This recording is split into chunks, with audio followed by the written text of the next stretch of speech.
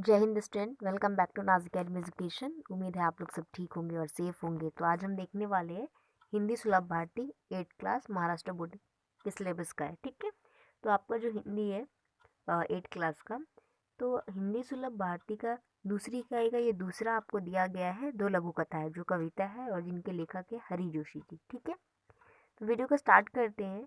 और इस वीडियो में आपको 2 लघु कथाएं के जितने भी क्वेश्चन आंसर दिए गए हैं ना, सारे क्वेश्चन आंसर के जो आंसर है हम देखेंगे। ठीक है, तो वीडियो को स्टार्ट करते हैं। और आप सबसे रिक्वेस्ट है कि अगर चैनल पर नए हैं तो चैनल को सब्सक्राइब कर लीजिए, आपको सारे क्वेश्चन के आंसर इसी तरह मिलते रहेंगे। ठीक है, लेट्स स्टार्ट। सूचना के अनुसार कृतियाँ करो। पहला है संजाल पूर्ण करो। आपको संजाल पूर्ण करना, और यहाँ पे दिया गया है कि दांतों की विशेषताएं, जो दांत होता है ना उसकी क्या क्या विशेषताएं हैं और आपके लघु कथाएं में वो आए हुए हैं, तो आपको इन चारों में लिखना है। ठीक है, चलिए मैं आंसर बताती हूँ। और आप ना जब भी मेरे वीडियोस देखते हो तो आप हमेशा अपनी हिंदी की नोटबुक और पेन लेके बैठा करो। जब मैं आंसर बताऊँ तो आप लोग लिख लेना, या तो आप लोग वीडियो को पॉज करके या तो स्क्रीनशॉट ले लेकर लिख लेना। ओके, चलिए 4 बॉक्सेस दिए गए हैं। तो पहले में लिखेंगे साफ, दूसरे में लिखिए स्वच्छ, तीसरे में लिखिए शक्तिशाली, और जो चौथा बॉक्सेस में लिखेंगे नुकीले। ओके, तो आपके चारों बॉक्स के ये चारों आंसर हो गए। चलिए आप लोग स्क्रीनशॉट ले लीजिए। ओके, चलिए नेक्स्ट क्वेश्चन देखते हैं। दूसरा क्वेश्चन है आपको उत्तर लिखना है। ठीक है, चलिए मैं एक एक करके दोनों का आंसर बताती हूँ। तो पहला क्वेश्चन आपको दिया गया है कि जीभ द्वारा दी गई चेतावनी। जीभ यानी कि जो आपका टंग जुबान होता है, उसके द्वारा दी गई क्या चेतावनी थी वो आपको यहाँ पर लिखना है। ठीक है, तो मैं आंसर दिखा रही हूँ। तो आंसर लिखेंगे यहाँ पर, जीभ दंत चिकित्सक को बुलाएगी तो बुलाएगी जो एक एक दांत को बाहर कर देगा। ठीक है, वो यहाँ पर लिख लीजिए, ये आंसर है इसका पहले का। सेकंड वाले का आंसर देखते हैं। दूसरा क्वेश्चन आपको दिया गया था यहाँ पर कि पंक्तिबद्ध और एकजुट रहने के कारण दांतों में आया गलत परिवर्तन, यानी कि जो दांत एक साथ रहते हैं उनमें कौन सी गलत परिवर्तन आ गई थी वो आपको यहाँ पर लिखना था। तो आंसर लिखेंगे बॉक्स में, दांत बहुत दुस्साहसी हो गए थे। ठीक है, ये आपके आंसर है। आप लोग स्क्रीनशॉट ले लो। ओके, चलिए नेक्स्ट क्वेश्चन देखते हैं। तीसरा क्वेश्चन आपको दिया गया है, विधानों के सामने चौखट में सही अथवा गलत चिन्ह लगाओ। यानी कि देखो यहाँ पे जो बॉक्सेस दिए ना, राइट है तो राइट ऐसा, और रॉन्ग है तो ऐसा रॉन्ग लिखकर आपको बताना है। ठीक है, तो चलिए मैं आपको आंसर बताती हूँ। तो आपका आंसर आपके स्क्रीन पर है। ठीक है, मैं एक एक करके बता दे रही हूँ। पहला लिखा था जीवा ने अविवेक पूर्ण उत्तर दिया। तो यहाँ पे आपको दिख रहा होगा मैंने बॉक्स में रॉन्ग का निशान लगाया है ना, तो ये रॉन्ग है। ओके, रुको मैं कलर पहले चेंज करती हूँ। ठीक है, दूसरा है दांत घमंडी थे, तो ये बिल्कुल राइट है। ओके, और तीसरा है सभी अपराधियों का नियम अनुसार सज़ा नहीं हुई, तो ये रॉन्ग है। ठीक है, यानी गलत है। उसके बाद दिया है चौथा, ठेकेदार पुराना था, तो ये भी गलत है, जबकि ठेकेदार पुराना नहीं था। ठीक है, तो देखो आपको जो आंसर है आपका, आपको एकदम स्क्रीन पे भी लिखा हुआ है, स्क्रीनशॉट ले लो। ओके, और मैं आपको एक चीज़ यहाँ पे समझाना चाहूँगी। देखो कभी कभी ना आपको क्वेश्चन में सही गलत जब पूछता है ना, तो इस तरह बॉक्स नहीं देता। ठीक है, मतलब उसके कहने का मतलब ये होता है, तो यही वाला सही लिखना, जो हिंदी का लिखा होता है ना, ये देखो यहाँ पे लिखा हुआ है सही, तो ये वाला सही उसके सामने लिखना। जब आपको बोले इस तरह जो निशान लगाने वाला रहता है ना, दे तब आप निशान लगाइएगा। अगर निशान नहीं दे तो आप निशान मत लगाना, सही और गलत जो जहाँ पे है ना उसको वहीं पे लिखना। ठीक है, उम्मीद है आपको समझ में आ गया होगा। चलिए नेक्स्ट क्वेश्चन देखते हैं। चौथा क्वेश्चन है उचित जोड़ियाँ मिलाओ। जोड़ियाँ मिलाना यानी कि अ और आ, 2 कॉलम दिए गए, अ का जो राइट आंसर है वो आपको यहाँ पर लिखना है इस तरह। ठीक है, चलिए मैं आपको आंसर बताती हूँ, और आप एग्जाम में भी इसी तरह लिखेंगे। आपको और आ 2 कॉलम दिया रहेगा, आपको ऊपर हेडिंग डालना है उत्तर। ठीक है, कभी कभी तो दिया भी रहता है, अगर नहीं दिया रहेगा तो आप खुद से ये उत्तर को लिखिएगा। ठीक है, और इसका आंसर जो है उसके यहाँ पर सामने, इसका आंसर जो है उसके सामने इस तरह। ठीक है, एग्जाम में भी ऐसे ही कीजिएगा। फिलहाल अभी मैं इसके आंसर आपको बता देती हूँ। तो पहला है आपको दिया हुआ बहुमंजिला, तो बहुमंजिला का लिखेंगे इमारत यहाँ पर। दूसरा है अधिकारी, तो अधिकारी का लिखेंगे भ्रष्ट यहाँ पर। तीसरा है नया ठेकेदार, नया ठेकेदार लिखेंगे नए ठेकेदार का ये है ईमानदार, ईमानदार यहाँ पर लिखेंगे। चौथा है सार्वजनिक समारोह, तो यहाँ पे लिखेंगे सम्मान। ठीक है, यहाँ पे आपको देखो आंसर शीट दिया गया है, आप लोग चाहो तो लिख लो। ओके, मैं स्क्रीन साफ कर दे रही हूँ, आप लोग स्क्रीनशॉट ले लो और आराम से लिख लो। ओके, उम्मीद है आप लोग सबने स्क्रीनशॉट ले लिए होंगे और जिसका आंसर मैंने जिसके सामने बताया आप उसका आंसर उसी के सामने लिखेंगे। ठीक है, चलिए नेक्स्ट क्वेश्चन देखते हैं। अब आपका नेक्स्ट क्वेश्चन दिया गया है भाषा बिंदु यानी कि ग्रामर सेक्शन से, और क्वेश्चन दिया गया है कि निम्नलिखित शब्दों के आधार पर मुहावरे लिखकर उनका अपने वाक्यों में प्रयोग करो। यानी कि नाक से रिलेटेड, दांत से रिलेटेड, गला से रिलेटेड, मुंह से रिलेटेड, यानी इन सबसे रिलेटेड ना आपको मुहावरा है वो मुहावरा लिखना है। ठीक है, और उसको अपने वाक्यों में प्रयोग करना है। ठीक है, चलिए मैं आंसर दिखाती हूँ। तो सबसे पहले हम लोग मुंह का देखेंगे। ठीक है, तो मुंह का आप लोग लिखेंगे यहाँ पर, ईंट का जवाब पत्थर से देना, इसका मतलब होता है मुंह तोड़ जवाब देना। देखो यहाँ पे मुंह आ गया ना, यानी कि इसी तरह आपको वाक्य में यानी अर्थ में आना चाहिए। जो भी आप मुहावरा लिख रहे हो ना उसका अर्थ होना चाहिए इन सब में से, मतलब ये जो आपको शब्द दिए गए हैं इनमें से, है ना। तो यहाँ पे ईंट का जवाब पत्थर से देना यानी कि मुंह तोड़ जवाब देना। ओके, और आप इसका वाक्यों में प्रयोग करना है, तो वाक्य लिखेंगे शत्रु सेना द्वारा धोखे से हमला करने पर भारतीय सेना ने ईंट का जवाब पत्थर से दिया। ठीक है, ये आपके आंसर है, लिख लीजिए। चलिए नेक्स्ट देखते हैं।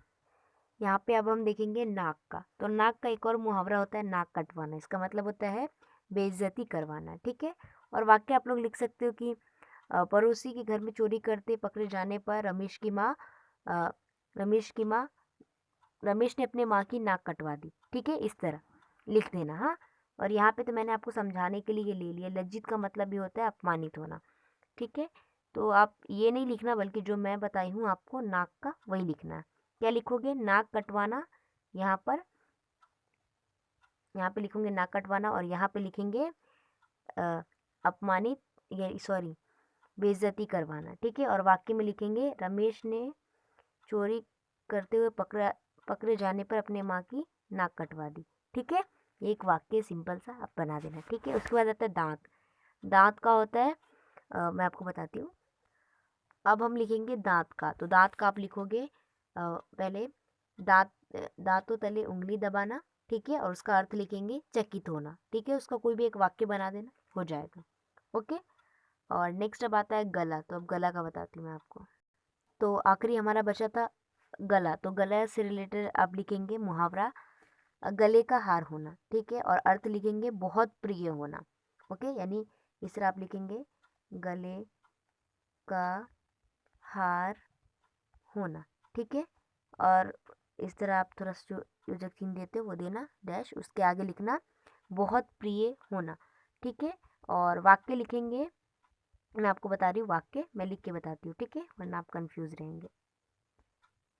तो जो गला है उसका ये वाक्य है। ठीक है, तो आपको मैंने बता दिया मुहावरा क्या लिखना है, उसका अर्थ क्या लिखना है, और वाक्य में लिखेंगे भगवान राम लक्ष्मण से इतना प्रेम करते थे मानो वह उनके गले का हार हो। ठीक है, तो मैंने इन चारों को आपका मुहावरा, अर्थ और वाक्य सब बता दिया, राइट। चलिए नेक्स्ट क्वेश्चन देखते हैं। नेक्स्ट क्वेश्चन आपको दिया गया उपयोजित लेखन से। क्वेश्चन है कि जल के अपव्यय की रोकथाम संबंधी चित्रकला प्रदर्शनी का आकर्षक विज्ञापन तैयार करो।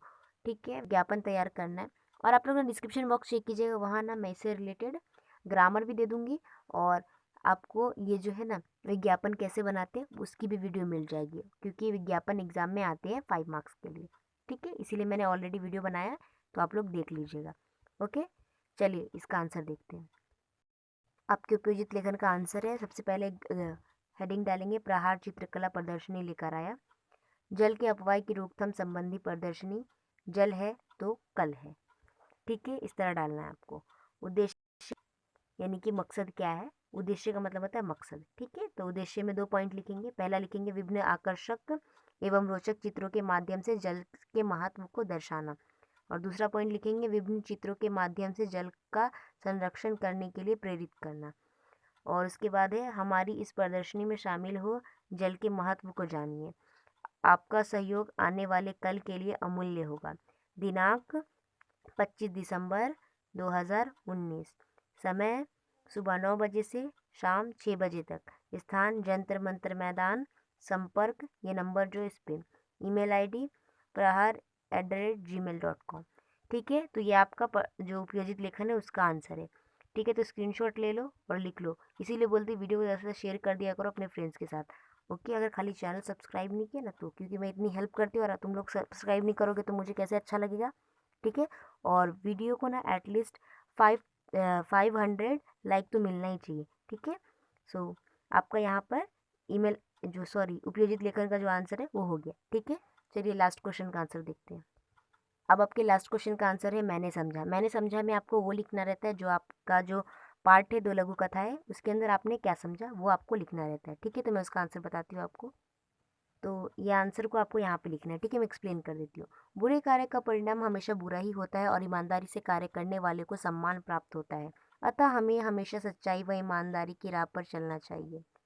घमंड से व्यक्ति का सिर नीचे होता है तथा विनम्रता से सिर झुकाने वाला व्यक्ति आसमान की बुलंदी को छूता है। तो देखो, आपको इस पार्ट में ना बहुत अच्छी चीज़ सिखाई गई है कि जो बुरे रास्ते होते हैं ना, जैसे आप लोग अभी टीनेज के लेवल में हो, राइट, और मतलब आपकी एज कितनी होगी, ज़्यादा से ज़्यादा 13-14 साल के होंगे, आप 8 क्लास के स्टूडेंट हो, राइट। तो आपकी जो अभी की जो संगत है ना, बुरे संगत में रहोगे तो हमेशा बुरी ही चीज़ आपको सीखने मिलेगी। तो इसीलिए अच्छी संगत में रहो। ठीक है, और यहाँ पर भी आपको बताएगी कि जब आप कोई काम गलत करने लग जाते हो ना, आपको अभी देखो आपके जो लेवल के बच्चे होते हैं 8, 9, 10, यहाँ पर ही ना आपको सुधरने और बिगड़ने दोनों का चांस रहता है। तो अगर आप सुधर जाते हो अभी, तो करियर है ना आपका बहुत ब्राइट हो जाएगा। लेकिन आप बिगड़ जाते हो ना, तो वही चीज़ आपको एकदम लो कर देगा। जो आपके पेरेंट्स से कभी भी मतलब मुंह दिखाने लायक नहीं, ऐसे वैसे होंगे, तो आप एटलीस्ट अपने लिए नहीं तो उनके लिए हमेशा अपनी उनकी इज्जत बचा कर रखो। ठीक है, तो यहाँ पे यही बोला गया कि जो बुरे काम आप करोगे ना, उसका जो रिजल्ट है आपको हमेशा बुरा ही मिलेगा। और आप ईमानदारी से करते हो कोई भी काम, तो आपको हमेशा सम्मान इज्जत मिलेगी। इसीलिए कहते हैं कि जो हमेशा सच्चाई और ईमानदारी के रास्ते पे जो चलता है ना, उसका सर हमेशा बुलंदी से उठता है। और जो घमंडी व्यक्ति होता है ना, तो वो क्या होता है, घमंडी हमेशा डूब जाता है। यानी कि थोड़े दिन तक वो घमंड करेगा, फिर उसके बाद उसकी जो इज्जत है खुद ब खुद खत्म हो जाती है। ओके, सो यहाँ पे लास्ट क्वेश्चन था आपका, सारे क्वेश्चन के आंसर मैंने बता दिए। ओके, सो जाते जाते चैनल को सब्सक्राइब कीजिए, वीडियो को लाइक कीजिए और वीडियो को ज़्यादा शेयर कर दीजिए। कोई डाउट है तो कमेंट सेक्शन में बताइए। ठीक है, और check the description box. Okay, और आपको कोई भी other topic, Hindi grammar, English grammar पे या फिर अदर टॉपिक पे वीडियो चाहिए होगा तो आप कमेंट कर देना। ओके, चलिए bye and take care. Okay, और जो मैंने बात बोली है आप उसको समझना। ठीक है, ओके, चलिए बाय।